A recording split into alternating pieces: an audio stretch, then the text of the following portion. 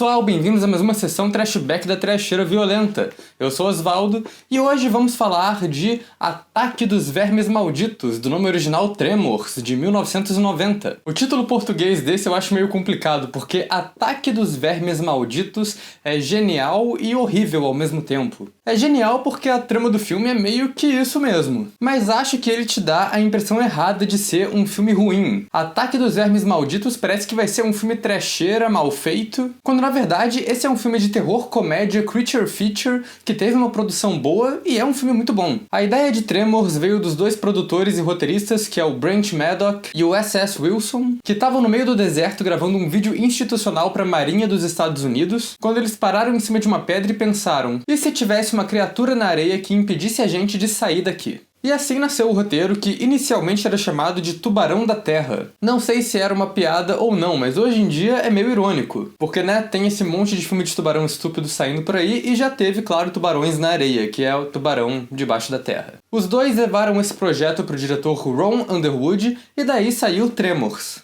Um filme que é meio paródia, meio homenagem a esses filmes de monstro dos anos 50 e também, claro, ao Tubarão do Spielberg. O filme foi um sucesso de crítica e ele foi ok de bilheteria, ele não foi tão bem quanto o esperado, mas como acontece com alguns desses clássicos do terror, ele lucrou de verdade com o lançamento em VHS quando ele encontrou seu público, e aí sim ele foi sucesso suficiente para lançar uma pá de continuações e até uma série de TV nos anos 2000. E eu vou falar do filme que originou isso tudo agora, mas antes vou pedir pra vocês se inscreverem no canal, se vocês não forem inscritos ainda. Comentem aí embaixo o que vocês acham de Ataque dos Vermes Malditos, se vocês já viram esse filme. Esse foi um filme bem pedido pra fazer retrospectiva e trashback nos comentários, e uma delas pelo menos tá saindo agora, né? Também deixem outras recomendações de filmes pra gente falar aqui no canal, e claro, acompanhe a gente nas redes sociais, os links estão todos aí embaixo na descrição do vídeo. Também já vou deixar aqui liberados os spoilers, essa é uma sessão trashback, é um filme que já saiu faz um tempo, sempre tem spoiler nesses vídeos, vocês já sabem disso, então vamos nessa.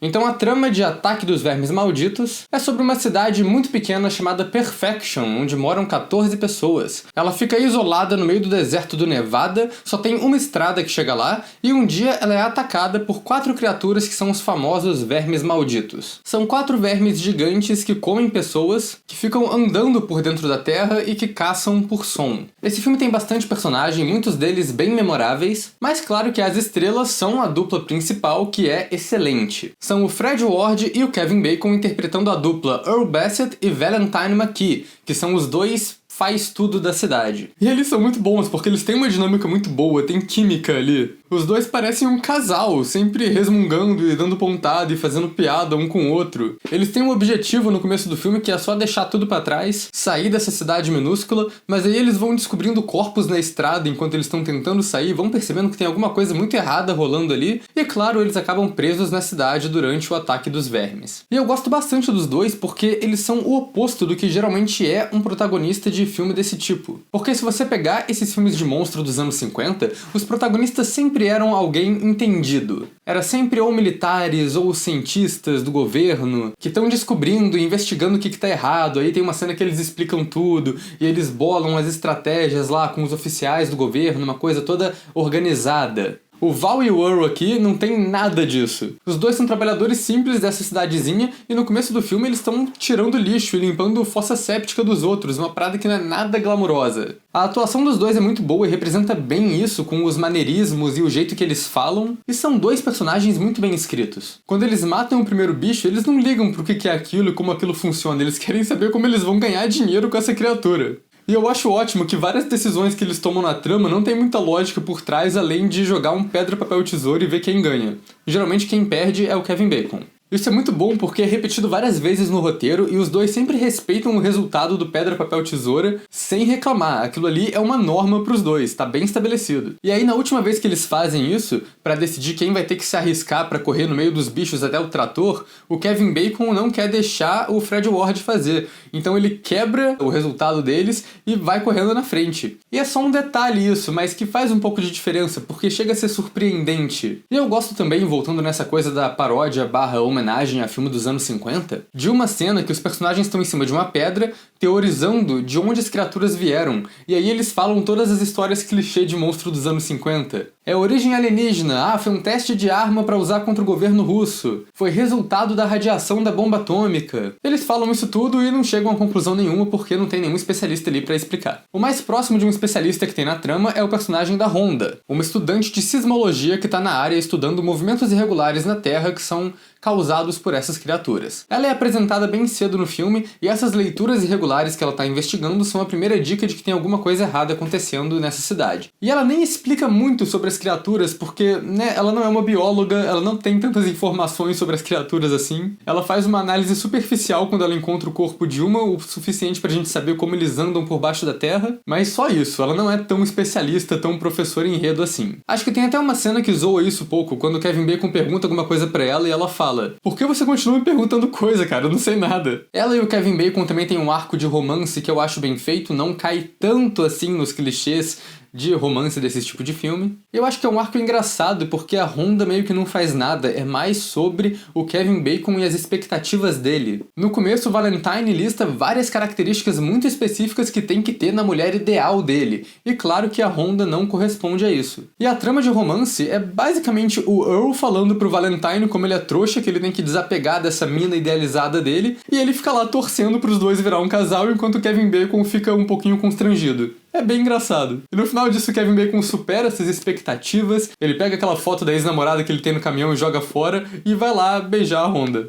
Isso são 3 personagens, o filme ainda tem mais 12. Que são os outros habitantes da cidade, né? Tem muita gente ali e alguns estão ali só de filler mesmo, tipo o Melvin, o adolescente mala que não faz nada, ou a mãe com a filha, que aliás é a mesma criança que faz a criança do Jurassic Park. A maioria desses personagens nem morre na trama. Isso é uma coisa que eu acho legal e até bem diferente desse tipo de filme. Não é aquele filme que no final sobrevivem só os 3 principais que você já sabe desde o começo que vão sobreviver. Muita gente aleatória sobrevive, até o cara hispânico meio gordinho que você tem certeza que ele vai morrer porque ele meio que aparece do nada e até demoram pra falar o nome dele, ele sobrevive ao filme. Acho que esses personagens estão lá pra aumentar um pouco a tensão, pra ter mais gente pra ser salva, mas também pra criar um ambiente mais real dessa cidade. Sem falar que todos eles têm falas, todos eles participam ativamente da trama e alguns até dão ideias que os protagonistas seguem. Claro, também tem uma parte de personagens que estão lá só pra morrer. Tem gente que nem tem fala, tipo o velho Fred, o primeiro a morrer do filme, mas acho que desses personagens que morrem, o mais notável é o Chang, que é o dono da lojinha, que é interpretado pelo ator veterano Victor Wong, mais lembrado pelos filmes que ele fez com John Carpenter. Ele serve meio como uma figura cômica na primeira metade do filme, antes dele ser comido pelos graboides. E claro, tem o personagem secundário mais memorável desse filme, que até onde eu sei, porque eu não assisti as continuações, mas eu acho que ele é o único recorrente em todos os filmes, que é o Burt Gummer. O Burt e a mulher dele, a Heather, são um casal bem noiado com sobrevivência, estão se preparando para sobreviver à Terceira Guerra Mundial ali, e tem várias provisões e armas em casa. E é até engraçado como que a direção mostra isso na cena. Eles estão no porão atirando no graboide que conseguiu entrar lá, você acha que a munição deles acabou, e aí a câmera faz uma panorâmica que mostra uma parede lotada de arma que não tinha aparecido antes, é muito bom. O Burt é quase um personagem de meme. Ele tá no filme um pouco como uma paródia do herói de filme de ação, ele também serve um pouco pra alívio cômico, e nenhum dos personagens leva ele muito a sério. Mas ele também acaba sendo um herói de ação de certo modo, ele acaba sendo um dos membros mais importantes do grupo, porque ele tem uma boa noção de como sobreviver, de como lutar com as criaturas, e são as armas dele que matam 3 de 4 das criaturas. O roteiro estabelece bem todos esses personagens e as características peculiares de cada um, e eu gosto bastante do roteiro como um todo. Os personagens são carismáticos e são bem escritos, e a comédia do filme vem quase toda de diálogos, só às vezes que tem alguma situação bizarra que é tratada como comédia, tipo a cena que os personagens têm que fazer salto com vara entre as pedras para escapar das criaturas. Mas a parte de terror da trama, que são as criaturas, são levadas a sério, e a situação que os personagens estão é tensa mesmo, é vida ou morte. E eu acho que o filme tem esse equilíbrio perfeito entre as duas coisas, o terror e a comédia. E além disso, é um roteiro muito bem construído e bem estruturado. O primeiro ato mostra brevemente o Val e o Earl trabalhando pela cidade, e ali vai estabelecendo vários elementos da história que vão ser importantes. Estabelece o freezer barulhento do Chang, que ele pede para eles consertarem, e claro que esse freezer faz barulho de novo em um momento de silêncio, de tensão, e isso faz os vermes atacarem a loja e matarem o Chang. Eles aparecem trabalhando com o trator no começo, e eles usam o trator no final do filme para tentar escapar dos graboides. Eles estabelecem o rádio do Chang em uma fala no começo, e mais tarde eles usam o rádio para se comunicar com o Burt no meio dos ataques.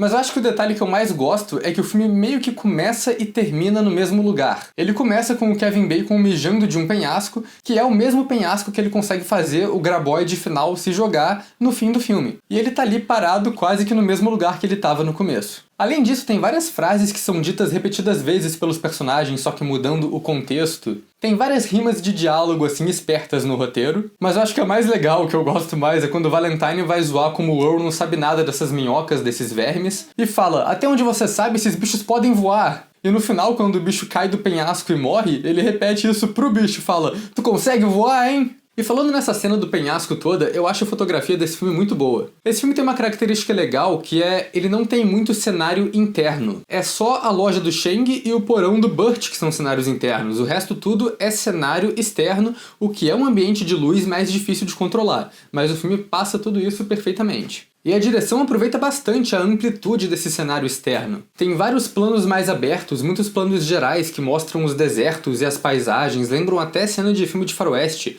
principalmente quando os dois personagens estão andando a cavalo. E tem planos bem impressionantes. Tem um plano de grua que começa mais próximo dos personagens e acaba lá em cima, mostrando a cena toda em um plano geral. Tem um que começa como um ponto de vista da criatura, eles colocam bem próximo ao chão e vai subindo até virar um plano do moleque que tá preso em cima do banheiro. São muitos planos bem coordenados acontecendo aqui. E falando nesses pontos de vista, eu acho legal como esse filme, além de fazer piada com os monstros dos anos 50, também faz bastante piada com o clássico Tubarão do Spielberg. Isso vai desde o nome, que eu acho que Tremors é uma piada com Jaws, e o pôster desse filme obviamente é uma referência ao pôster clássico de Tubarão, mas aí também tem os vários planos de ponto de vista da criatura, com uma música tensa tocando de fundo, e até a morte do Shang tem alguns paralelos com a morte clássica do Quint no Tubarão. A trilha do filme também é bem peculiar, porque ela tem uma variação de temas ali que é muito contrastante. Ou tá tocando uma música country muito feliz, ou uma música tensa de cena de ação. E isso é porque o filme teve dois compositores. O primeiro que fez uma trilha sonora country feliz, o estúdio não ficou muito satisfeito com ela pro filme todo, e chamou um segundo compositor pra fazer as trilhas mais genéricas de ação que tocam nas cenas mais tensas. Eu acho que acabou funcionando também. Voltando à fotografia, eu acho que o filme tem alguns momentos criativos com a luz, principalmente em planos noturnos. Tem uma cena que os graboides puxam um carro pra debaixo da terra e você só vê isso pelos flashes de luz no horizonte, que é o farol do carro apagando no meio da noite. E tem várias cenas com bons efeitos e visuais marcantes, principalmente na parte mais de suspense no começo do filme, quando você ainda não sabe o que são as criaturas. Tem boas imagens, tipo o homem morto na torre telefônica, e tem a britadeira dos operários que acerta a criatura e acaba sendo levada pela terra. E claro, os efeitos do filme são ótimos. É o tipo de filme que faz todo o efeito possível. É uma mistura de miniatura com animatrônico, com marionete, tem até tela verde em um plano ou outro. As criaturas têm vários efeitos diferentes, até porque elas também têm visuais diferentes. No começo você vê elas como se elas fossem várias cobras saindo da terra, para depois descobrir que isso é um tipo de tentáculo que tá conectado a um verme que é muito maior. Os tentáculos, obviamente, tinham vários construídos em tamanho real, que também eram usados como marionete pra galera fazer, né? Os vermes tinha um que foi construído em tamanho real, que é o que aparece desenterrado, o primeiro que eles matam, mas a maioria deles são marionetes menores, e aí tanto animatrônico como fantoche de mão, que foram gravados em cenários montados de miniatura e depois integrados com o resto do filme. E no filme quase todo, a transição entre miniatura e cenário tamanho real é quase imperceptível, é tudo muito bem feito. Essas criaturas são conhecidas como os graboides, que é o nome que os próprios personagens dão pra eles, porque esse é um filme também de comédia, então os personagens param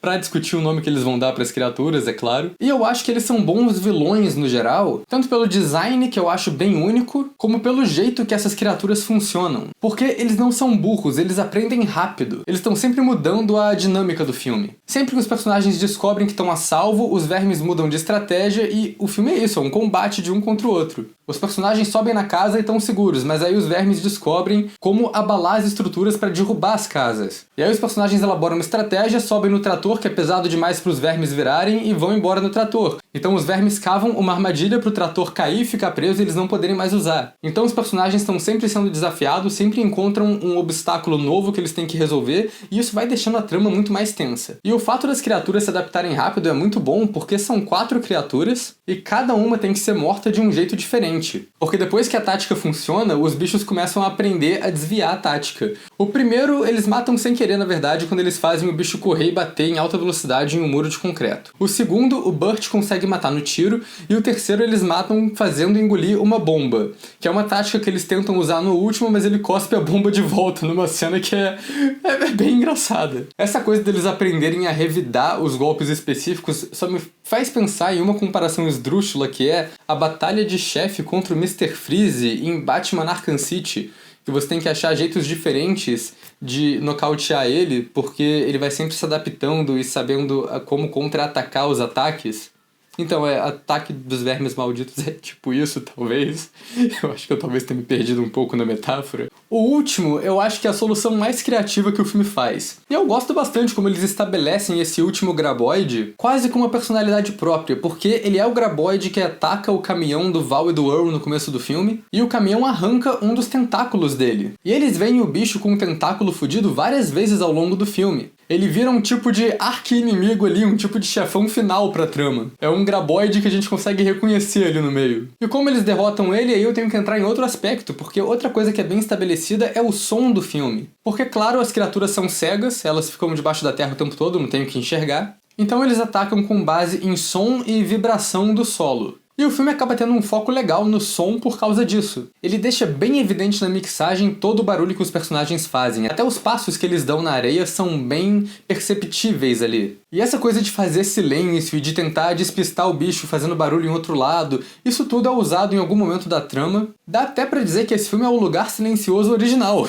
Porque é isso, boa parte da trama é a tensão de não poder fazer som, dos personagens em silêncio, esse tipo de coisa. Enfim, por causa disso tudo, as criaturas acabam também sendo muito sensíveis a sons altos. E no final, quando eles explodem as bombas, os bichos saem correndo da explosão por causa do som machucando eles. E é assim que o Kevin Bacon consegue matar o último graboide no final. Ele faz uma explosão atrás dele, bem calculada ali de tempo, que faz o bicho sair voado e se jogar do penhasco sem saber onde ele cai e morre. E é isso, cara. Isso é um resumo do Ataque dos Vermes Malditos, porque ele é um filme que tem muita coisa rolando, mas na sua essência é um filme simples. É um terror comédia bom que funciona, é um creature feature que funciona, tem personagens bem carismáticos que são muito bons, é um filme divertido de assistir. Depois de tanto filme ruim que eu assisto no canal, ver um filme desse tipo é muito gratificante, é um filme muito bem feito. Eu acho que, igual acontece com muitos filmes de terror, o pessoal desconsidera esse filme falando que é uma trecheira como se fosse um filme ruim. Talvez por causa do título ou por causa da premissa, que é verme gigante andando na areia, pode parecer meio estúpido mesmo. Mas na verdade, Ataque dos Vermes Malditos tem um pouco de trecheira, mas é um filme muito bom e muito bem feito de verdade. É um verdadeiro clássico do Creature Feature e eu gosto bastante dele, e é isso, pessoal. Até a próxima!